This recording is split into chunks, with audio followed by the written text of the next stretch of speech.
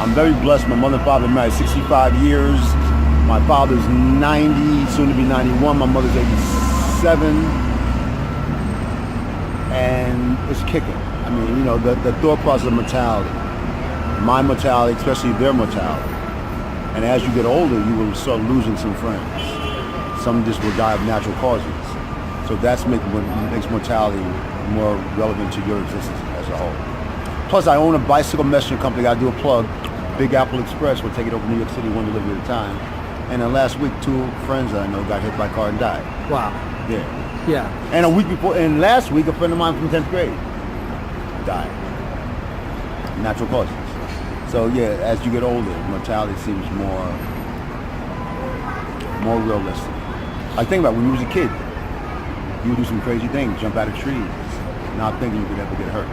As you get older, you start realizing I could get hurt. Yeah. So yeah. Has that informed the way you approach life in any way, shape, or form? What No. you do? No. No. Why not? When your number's up, you got to go. I mean, you cannot. When God calls you, you cannot say, "God, hold on." You have to pick up the phone. I mean, you know. So it is what it is. The idea of life is just to live it the best way you can.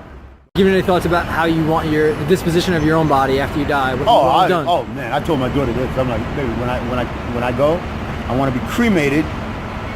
Take my ashes, roll up in a blunt, and smoke me. And I'm serious about that. And she's like, why? So I can be part of you. So my DNA is in your soul. Daddy, you're my daughter. I'm your daughter. I am your DNA. Okay. Then my spirit and essence will be in your body. And that's true. That's true still. She thinks it's funny, but that's true. So did you put that in a will somewhere? Have you put that down on paper? I got a living will. And you got a living will? Oh, absolutely. So not so many people have it. These are advanced care directives, like healthcare proxy and living will. Sometimes you get drunk after a friend dies, and you find out he didn't have a will, like Aretha Franklin didn't have a will. And then you just sit back and say, well, you write something up, and that's considered a living will. Yeah. You know? So have you defined in the living will like scenarios? Let's say you're on a ventilator.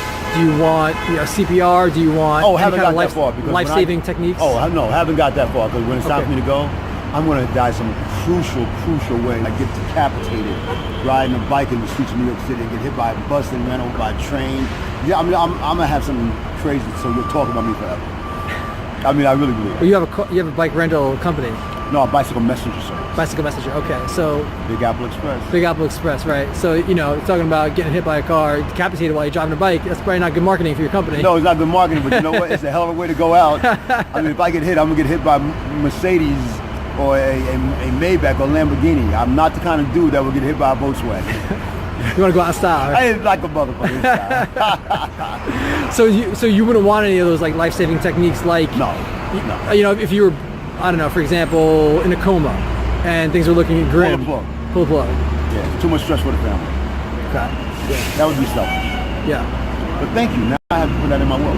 Yeah, that's part of what you can do in a living will. Yeah. Name a healthcare proxy too. But you don't think about it. Yeah. You don't think about it. Yeah. What about, okay, so cremation,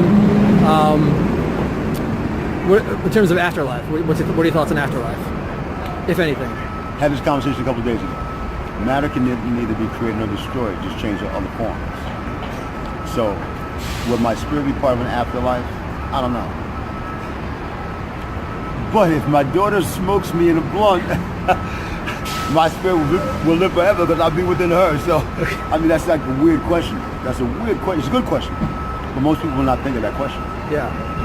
Yeah, I mean, I think it's important to, I think it's the type of thing that a lot of people think about, don't necessarily talk about. I think people will start having that conversation when they get much older.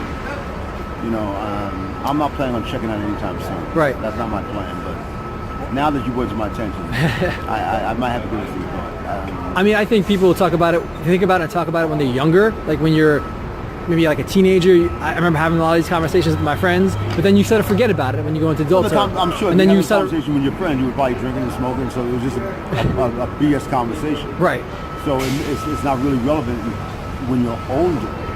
But when you're older and you start, quote unquote, seeing mortality, and seeing your friends and loved ones around you, then the conversation becomes more real.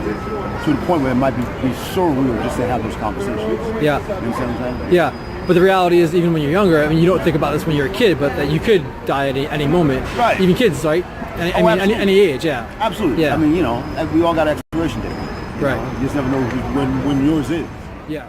If you're on your deathbed, if you're lucky enough to have a deathbed, Yes.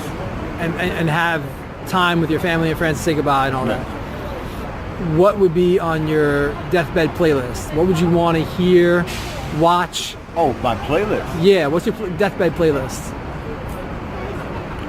First of all, it wouldn't be Amazing Grace. Okay. It wouldn't be that shit. It'd probably be James Brown. Any particular song? Of course. Say it loud. I'm black and I'm proud. That would definitely be my death march. Maybe some Earth, Wind and Fire. Maybe some Parliament Funkadelic, George Clinton. What's the last one? Parliament Funkadelic, George Clinton. Okay. Yeah. And me. There's recordings in the world of me. So yeah. Tell them a little bit about your piano playing. I'm that dude that you might never know, but one day you will.